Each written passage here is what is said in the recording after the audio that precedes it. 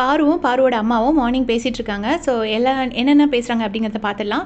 First வந்துட்டு பார்வதி அவரோட அம்மா சொல்கிறாங்க, நீ ரொம்ப கண்ணியமாக விளையாண்டுருக்க இந்த வீட்டில், எவ்வளோ கண்ணியமாக நீ விளையாண்டுருக்க, இத்தனை பேர் இருக்கிற மத்தியில், இத்தனை பேர் இருக்காங்க, ஆனால் நீ கொஞ்சம் கூட உன் கண்ணியத்தை தவற விடலை அப்படின்னு சொல்கிறாங்க. அப்புறம் நீ லைஃப்பில் எவ்வளோ பார்த்துருக்க, இதெல்லாம் உனக்கு ஜுஜுபி மேட்டர், அம்மா என்ன சொல்லுவாங்க, ஆட்டுக்குட்டி என்ன சொல்லுவாங்க, அதெல்லாம் பற்றி நீ யோசிக்காத, நீ இதே மாதிரி தில்லாவே விளையாடு, சபரிக்கிட்ட எதிர்த்து நின்ன பார்த்தியா, அவ்வளோ தில்லா அவ்வளோ நல்லா இருந்துச்சு அப்படின்னு சொல்கிறாங்க. அதுக்கப்புறம் வந்துட்டு பாரு ஏதோ ஒன்று, அதாம்மா இங்கே எல்லாம் என்ன சொன்னாங்கன்னு சொல்லிட்டு, அதாவது லவ் மேட்ரு, பாரு கமர்தீன் லவ் மேட்ரு பேசும்போது பாரு சொல்கிறாங்க, அதாம்மா இங்கே எல்லாம் இப்படி ஒன்று சொல்லிட்டு இருக்காங்கன்னு சொன்னோடனே கம்ப்ளீட்டாக பீப் போட்டாங்க அந்த சென்டென்ஸ்க்கு. 2 பேரும் பாருவும் பாருவோட அம்மாவும் பயங்கரமாக சிரித்தாங்க. அதை கேட்டுட்டு சிரிச்சுட்டு, அதானே இதெல்லாமா குறை சொல்கிறது அப்படின்னு சொல்லிட்டு பாருவோட அம்மா சொன்னாங்க.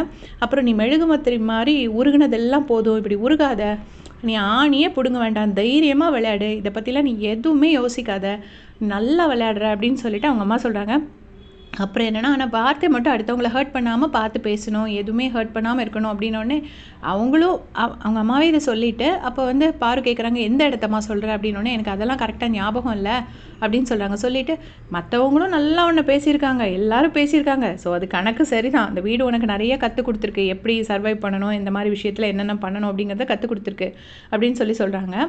அதுக்கப்புறமா என்ன சொல்கிறாங்கன்னா, இங்கே வந்துட்டு எல்லாரும் ரொம்ப போலியாக இருக்காங்க, நீ ரொம்ப ரியலாக இருக்க அப்படின்னாங்க. நேற்று ஒரு பாயிண்ட் சொல்லியிருப்பாங்க, கமருதனை வந்துட்டு இந்த மாதிரி நீ ஜான்சி ராடி மாதிரி விளையாண்டவர், நீ போய் இந்த சாக்கடைக்குள்ளே விழலாமாங்கிற மாதிரி ஒரு பாயிண்ட் சொல்லியிருப்பாங்க. கமருதன் வந்து சாக்கடைன்னு சொல்லியிருப்பாங்க.